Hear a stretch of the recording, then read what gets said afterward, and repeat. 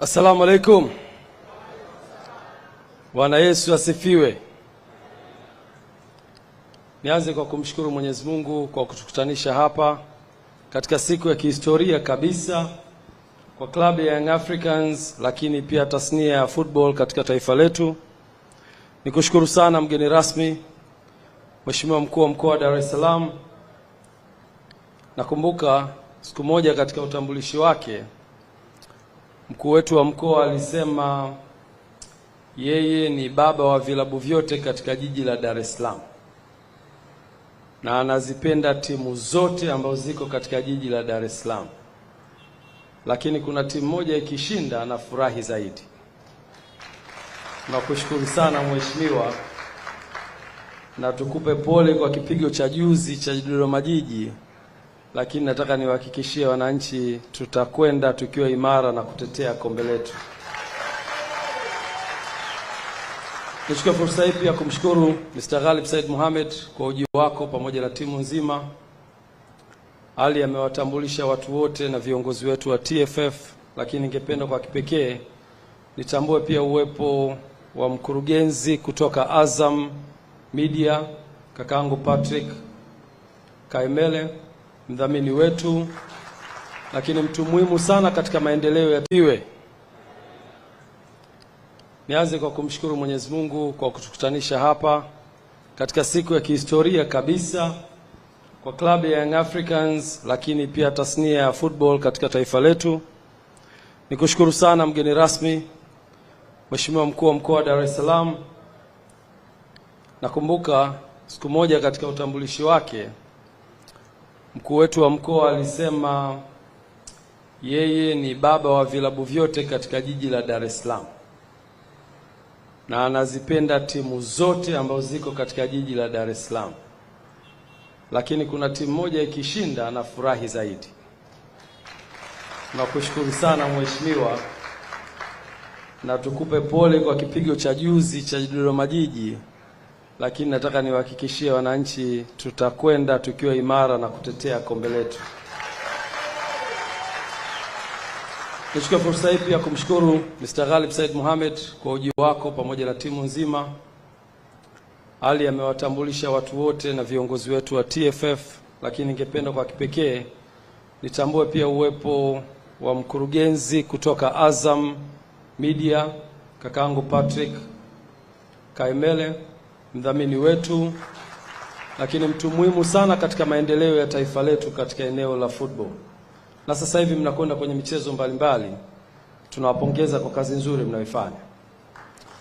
Lakini pia nitambue uwepo wa mwenyekiti wetu wa mkoa wa Dar es Salaam DRFA, kakaangu Nyambaya. Nakushukuru sana kwa uwepo wako. Shafi Dauda, nikushukuru sana. Umehudhuria katika tukio muhimu sana ambalo ni la kihistoria. Saidiu Mandingo, tunakushukuru pia kwa uwepo wapo. Ndugu zangu kutoka Aga Khan, Olais, karibu sana. Lakini kwa kipekee nitambue viongozi mbalimbali ambao wote wametambulishwa. Sunday, can you please, you and your team, please, can you stand? Jamani, hawa pia ni wageni wetu, na wageni hawa maalum wametoka China, na baada ya muda mfupi tutaona kazi gani imewaleta hapa. You can sit.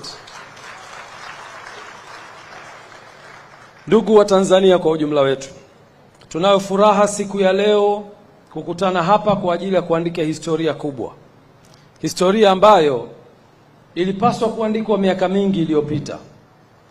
Klabu yetu ya Young Africans ilikuwa ina dhamira ya kujenga uwanja miaka kadhaa iliyopita, lakini kwa mipango na kudra za Mwenyezi Mungu leo tunakwenda kuiandika historia hiyo ya kuwa na uwanja wa kisasa unaomilikiwa na klabu yetu ya Young Africans. Dhamira njema ya viongozi waliopita wameisogeza timu hii mpaka hapa ilipofika, na sisi katika uongozi wetu tukachukua hicho kijiti na kusema tukisogeze mbele zaidi. Leo tunajivunia uwepo wa viongozi hao waliopita kwa kuwa waliweza kuwa na jengo ambalo tunaliona. Mheshimiwa Mkuu wa Mkoa leo apata fursa ya kutembelea jengo letu, ameliona.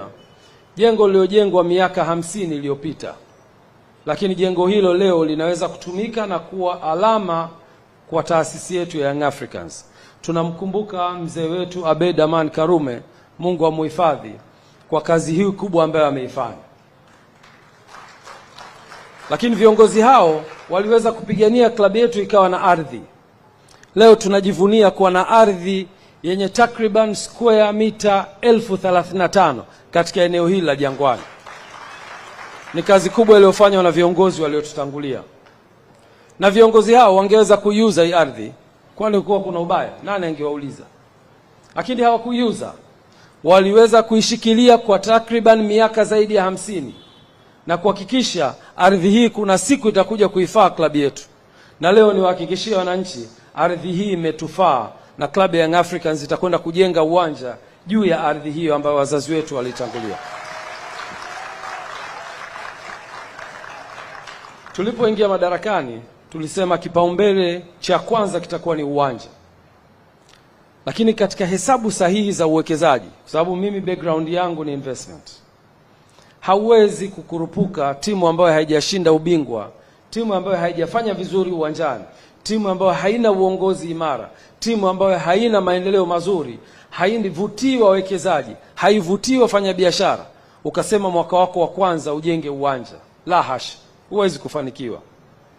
Biashara inataka kuvutiwa. Mwekezaji yoyote anahitaji kwenda sehemu ambayo iko imara, ina fan base kubwa, ina uongozi imara, ina miundombinu mizuri ya uongozi na utawala, lakini pia inavutia watu wengi. So tulipochukua uongozi, tuliweka kipaumbele cha kuhakikisha timu yetu inafanya vizuri. Tuhakikishe tunaimarisha uongozi. Tuhakikishe tunaimarisha eneo la secretariat ambao Andre Mtini ameifanyia kazi kubwa. Na kupongeza sana Andre Mtini. Tulipoanza kufanya vizuri, tulivutia watu wengi kusogea kwenye timu yetu. Na tukawafanya watu hao leo kuwa tayari kuwekeza kwenye timu yetu. Baada ya kufanya hivyo, miaka 4 tumechukua makombe ya ligi kuu ya NBC, tumechukua makombe ya FA Cup, tumechukua ngao za jamii, tumefanya vizuri kimataifa. Sio maendeleo ya kubeza. Lakini sio tu hivyo, tumefanya vizuri pia kwenye wanachama, tumesajili wanachama nchi nzima, tumefungua matawi nchi nzima na matawi mengine yako nje ya nchi. Na hivi sasa tunaelekea sasa kuwavutia watu wengi kuja kwenye klabu yetu, na watu hao watakuwa tayari kuwekeza. Moja katika uthibitisho wa uwekezaji huo, miezi michache iliyopita klabu ya Yanga ilitangaza nafasi za uwekezaji kwenye ujenzi wa uwanja. Taasisi mbalimbali zikaomba, na mwishoni secretariat ikapokea maombi hayo na kuyachuja, na finally kupata majina machache yaliyoletwa kwenye Excom, na tukachukua fursa hiyo kama viongozi wa Excom kuweza kuchambua taasisi hizo ili kumpata aliyekuwa bora ambaye anaweza kutusaidia kwenye eneo la uwekezaji wa uwanja. Hapo ndipo tulipoangukia kwenye mikono ya GSM Group. Tuwapige makofi tafadhali. Baada ya mchakato huo kukamilika, tukawaalika GSM Group na tukaunda kamati, na nitambue uwepo wa Ivan Tarimo, na kushukuru sana, akiwa ni mshauri wetu kwenye eneo la fedha, na kaka yetu Alex Mgongolo akiwa ni mshauri wetu kwenye eneo la sheria. Tukaweza kuwapitia na kukaa na GSM Group na kuwaeleza dhamira yetu, na dhamira hiyo ikapokelewa kwa mikono miwili.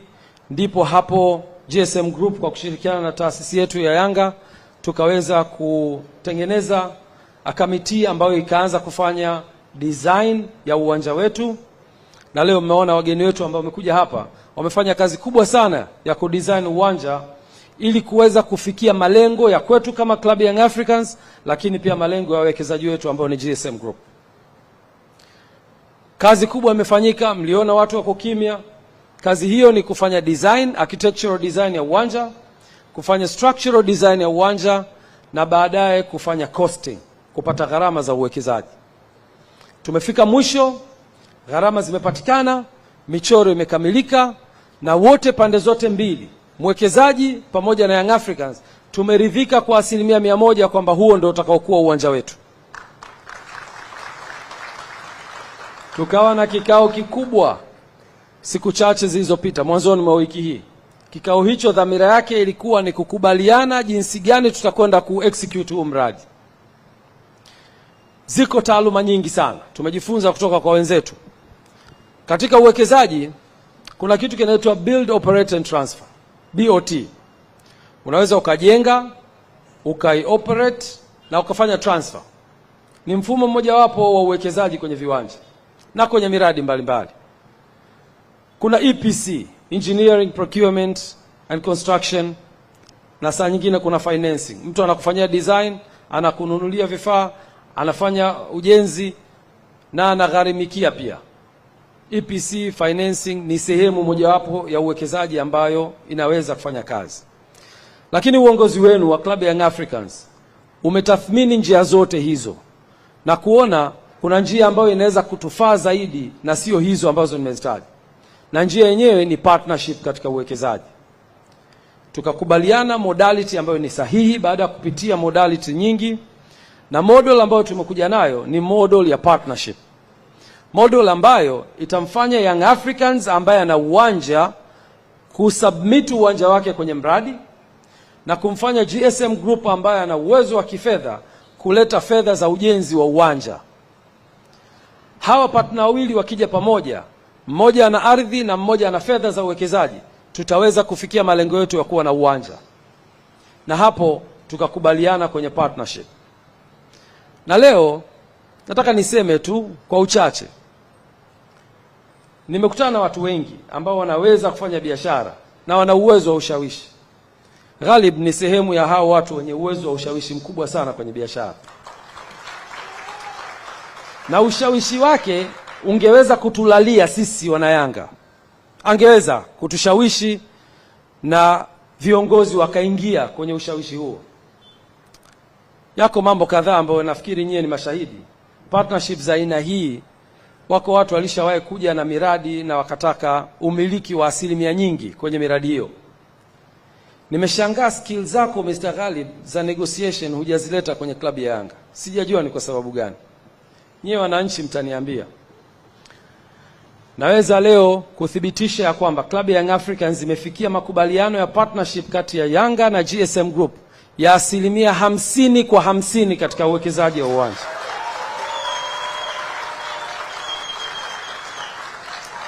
Mtanielewa nikisema kwa nini skills hiyo ya kwako ya ushawishi hujaitumia kwenye Yanga. Ni kwa sababu ya dhamira yako njema uliyokuwa nayo kwenye klabu hii. Leo Mr. Ghalib angekuwa ni mtu wa tamaa, angeweza kusema nataka 80% kwa 20. Na kwa sababu fedha yake ni kubwa inayokwenda kujenga uwanja, tusingeweza kumkatalia. Kwa sababu tunayo shauku ya kuwa na uwanja na tunayo hamu ya wanachama wetu kupata hiyo nafasi ya kumiliki uwanja wao. Na sisi kama Yanga tukiwa hatuna fedha, tungeweza kuingia kwenye huo mtego. Lakini alisema hapana, nataka tugawane 50% kwa 50. Ili klabu ya Young Africans iwe na umiliki wake na mimi ninayoleta fedha niwe na umiliki wangu. Angeweza kwenda na kusema nataka 51% ili niwe na sauti kwenye hiyo board, lakini hakufanya hivyo. Leo ni kushukuru sana Mr. Ghalib. Hivyo kwa kuhabarisha umma, mradi wetu utakuwa unamilikiwa kwa 50% kutoka upande wa Young Africans na 50% kutoka GSM Group, na hii ni fair balance kabisa kwenye uwekezaji. Itatupa sisi fursa kama wanayanga kumiliki uwanja wetu, na itampa fursa mwekezaji kurudisha kwenye uwekezaji ambao wanakwenda kufanya. Klabu ya Young Africans contribution yake ni ardhi kwenye uwanja huu, na kampuni ya GSM contribution yake itakuwa ni fedha za kujenga uwanja huu ambao mimi na nyie leo tutakwenda kuona uwanja huu ukiwa na quality ya juu kabisa. Kwa kusema hayo, ni kushukuru sana Mr. Ghalib na GSM Group. Najua sio maamuzi yako binafsi. Kuna timu kubwa nyuma, kianza na makamu mwenyekiti na CEO. Mmefanya kazi kubwa kuhakikisha kwamba tumefikia makubaliano haya, na ushawishi wenu pia ungeweza kuathiri. Kwa hiyo nawashukuru sana. Ushawishi wenu haujatuathiri wana Yanga. Lakini pia niwashukuru Excom yangu ambao na wenyewe wamekuwa na sisi bega kwa bega kama viongozi wa taasisi yetu kuhakikisha tunafikia malengo makubwa ya klabu yetu. Na nyie pia mngekuwa na dhamira tofauti, tusingeweza kufika hapa. Niwashukuru sana na nimshukuru sana makamu wangu Arafat Haji ambaye leo hatuko naye hapa, yuko kwenye ibada ya haji. Tumuombe Mungu ibada yake Mungu amkubalie. Amekuwa na yeye mstari wa mbele kuhakikisha tunafikia malengo haya. Kwa hiyo niwashukuru sana Excom kwa ujumla wenu na niwashukuru pia secretariat kwa kazi nzuri mnayofanya. Ndugu wana Yanga, immediately klabu yenu itakuwa na uwanja hapa katika eneo hili tulilofanya. Tungeweza kuwa na hafla kama hii tukaipeleka Serena, tukaipeleka wapi, lakini tuliona tuilete katika ardhi hii ambayo Mungu akijalia maximum miezi 18 mpaka 24 tutasimama hapa kuzindua uwanja huu wa kisasa. Kwa kusema hayo, niwashukuru sana wanayanga wote ambao mmejitoa kuja hapa kushiriki hafla hii. Niwashukuru sana wageni wetu mbalimbali. Na kwa kusema hayo, tutakuwa tayari sasa katika ratiba inayofuata. Na naomba nimkaribishe sasa CEO kwa niaba ya Mr. Ghalib. Mr. Ghalib